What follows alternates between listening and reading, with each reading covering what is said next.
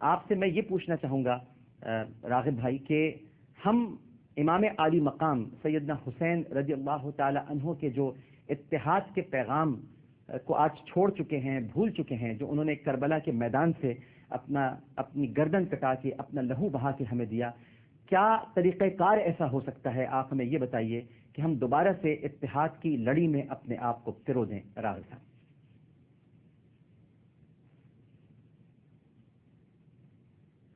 فرمائیے۔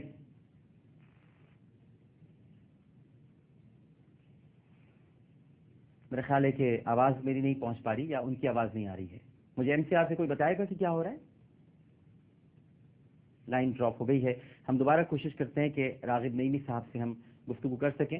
مولانا گلفام ہاشمی صاحب سے اور راغب نعیمی صاحب سے سوال ان تک پہنچ چکا ہے۔ اب راغب صاحب آئیں گے تو پھر ہم ان سے اس کا جواب لیں گے۔ تو ناظرین کرام، میں عرض یہ کر رہا تھا کہ محمد حنفیہ نے امام زین العابدین سید سجاد کو بہت چاؤ کے ساتھ، بہت پیار کے ساتھ لے جا کر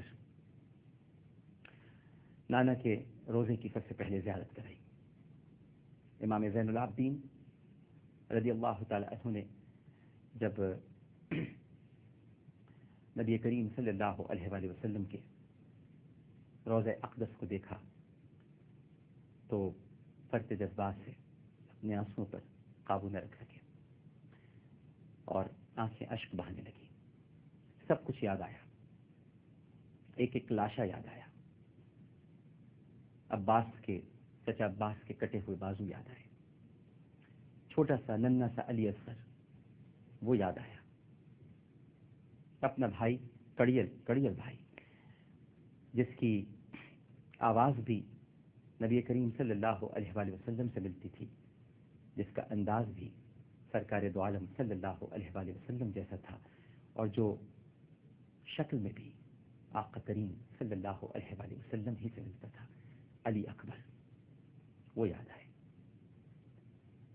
جنت البقیع کی طرف دیکھا تو امام حسن علیہ السلام کا مزار، ان کی قبر اطہر ایسا لگا کہ ان کے سامنے ہی ہو اور پوچھ رہی ہو کہ میرے پیارے بھتیجے ابو بکر کہاں ہیں، عمر کہاں ہیں، عثمان کہاں ہیں، قاسم کہاں ہیں، میرے بچے کہاں ہیں؟ وہ بھی شہید ہو گئے، انہوں نے بھی اپنی جان میرے بھیا پہ وار دی۔ اور پھر نبی کریم صلی اللہ علیہ وآلہ وسلم سے آپ نے گزارش کی، آپ نے التجا کی، بلکہ گزارش اور التجا نہیں تھی، یہ پوچھا کہ آقا کریم صلی اللہ علیہ وآلہ وسلم، ہم تو آپ کے گھرانے کے پھول ہیں، کیا آپ کو ہماری قربانیاں پسند آئیں؟ آپ نے جیسا کہا تھا، جیسا چاہا تھا، جو حکم تھا ویسا ہی ہوا، ہم پیچھے نہیں ہٹے۔ ہم نے پیارے آقا صلی اللہ علیہ وآلہ وسلم آپ کے کہے ہوئے ایک ایک لفظ کا پاس رکھا، ہم نے اپنا سب کچھ لٹا دیا، سب کچھ لٹ گیا۔ بس ایک بات آپ سے کہنا چاہوں گا، اور وہ بات یہ ہے، جانوں کا غم نہیں، جانوں کا افسوس نہیں کہ یہ جانے تو اللہ نے ایک سودا کر کے، کاروبار کر کے ہم سے خرید لی ہے۔ مومنوں نے تو اپنی جانوں کو اللہ کو بیچ دیا ہے، جانوں کی فکر نہیں، جان تو دی ہوئی اسی کی ہے، حق تو یہ ہے کہ حق ادا نہ ہوا۔ بس ایک گزارش آپ کی خدمت میں عرض کروں گا، اور وہ یہ کہ جب پھوپھی جان کی چادر کھینچی گئی،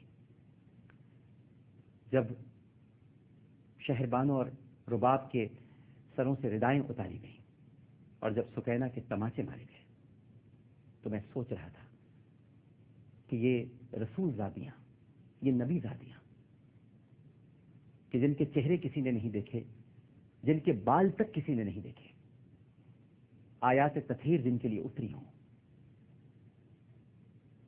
حجاب اور پردے کی پاسداری جنہوں نے کی ہو، جن پر کسی نامحرم کی نظر پڑی ہو اور جنہوں نے کسی نامحرم پر کبھی نظر نہ ڈالی ہو، آقا کریم ان کی چادریں کیسے اتر گئیں؟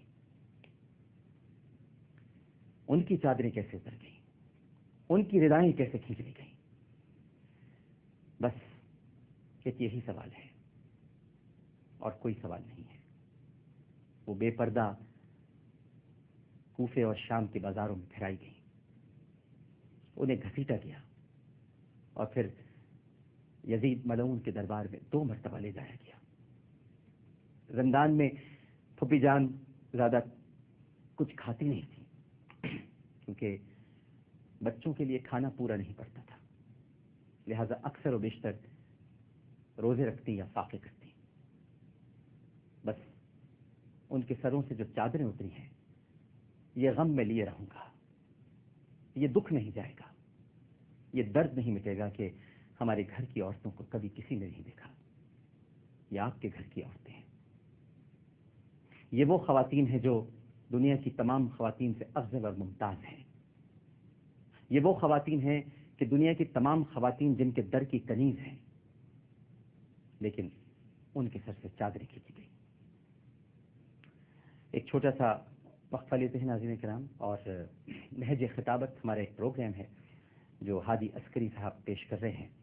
جتنی آپ ڈاکیومنٹریز دیکھ رہے ہیں، سفر مشہد، سفر کربلا، اور ساتھ ساتھ سفر نجف بھی ہے، اور العرین حضرت عباس علمدار رضی اللہ تعالی عنہ کی حیات مبارکہ پر مشتمل دستاویزی پروگرام، اور اس کے ساتھ ساتھ آپ علامہ رشید ترابی کی آج وہ پرانی مجلسیں بھی دیکھیں گے جو بڑی شاہکار مجلسیں ہوا کرتی تھی، یہ ہم تک پہنچائی ہیں ہادی عسکری صاحب نے، اور انہی کا یہ پروگرام ہے۔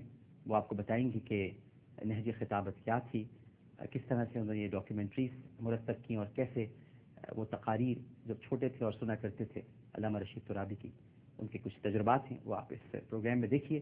ایک چھوٹا سا وقفہ لیتے ہیں، وقفے کے بعد ہم دوبارہ حاضر ہوں گے، گفتگو کا سلسلہ جاری رہے گا۔ اور آج کے دن ناظرین کرام، جہاں پر امام علی مقام سیدنا حسین رضی اللہ تعالی عنہ کی قربانی کا تذکرہ ہوتا ہے، وہیں آج کے دن 9 اور 10 کا روزہ بھی رکھا جاتا ہے، یا 10 یا 11 کا روزہ رکھا جاتا ہے۔ اس کی بھی بڑی فضیلت ہے اور اہمیت ہے۔ تو عبادات بھی ساتھ ساتھ ہیں، ذکر بھی ساتھ ساتھ ہے، اور نبی کریم صلی اللہ علیہ وآلہ وسلم کے فرمان عالی شان پر عمل بھی ساتھ ساتھ ہے۔ لیکن یہ نفلی روزے ہیں اور فرض کے قریب نہیں ہیں، سرکار کا ہر حکم ہم بجا لاتے ہیں، اور امت میں کچھ لوگ روزے رکھتے ہیں، اور آج کا دن ہر لحاظ سے بڑی اہمیت کا حامل ہے۔ آج عبادت بھی کرنی ہے، آج ذکر بھی کرنا ہے، آج امام عالی مقام سیدنا حسین رضی اللہ تعالی عنہ کو خراج عقیدت بھی پیش کرنا ہے، اور اس کے ساتھ ساتھ ناظرین کرام تجدید عہد وفا بھی کرنا ہے۔ امام عالی مقام کی روح اقدس کو گواہ بنا کر ایک وعدہ کرنا ہے، ایک عہد کرنا ہے کہ آپ نے جو قربانی دی امام علی مقام، آپ نے جس طرح 3 دن کے بھوکے پیاسے رہ کر اللہ کی بارگاہ میں سجدہ ریز ہو کر اپنا سر کٹایا، ہم آپ کی قربانی کو رائیگاں نہیں جانے دیں گے۔ آپ اتحاد چاہتے تھے، آپ تفرقے کو ختم کرنا چاہتے تھے، آپ سب کو ملانا چاہتے تھے، آپ ایک ہی دشمن کو سامنے رکھنا چاہتے تھے، ایک ہی باطل قوت کے سامنے سب کی طرف سے آرزو مند تھے اور خواہش مند تھے کہ ہم ٹکرا جائیں۔ تو امام علی مقام ہم آپ سے وعدہ کرتے ہیں کہ ہم سب کا ایک ہی دشمن ہوگا، اور وہ دشمن یقیناً ہمارے سامنے ہے، ہماری نگاہوں کے سامنے ہے، جو ہمیں سچائی سے روکتا ہے، بیانت سے روکتا ہے، امانت سے روکتا ہے، صداقت سے روکتا ہے، اور وہ دشمن ہم یقیناً سب کے سب متحد ہو کر اس دشمن سے مقابلہ کریں گے، تفرقے بھلا دیں گے، اختلافات مٹا دیں گے، فرقواریت کی دلدل سے باہر نکل آئیں گے، اور ناظرین کرام یہی تجدید عہد وفا ہے جو آج ہمیں امام علی مقام سے کرنا ہے۔ ایک وقفے کے بعد دوبارہ حاضر ہوں گے، ہمیں یقین ہے کہ آپ سب لوگ ہمارے ساتھ ہی رہیں گے۔ السلام علیکم ورحمۃ اللہ۔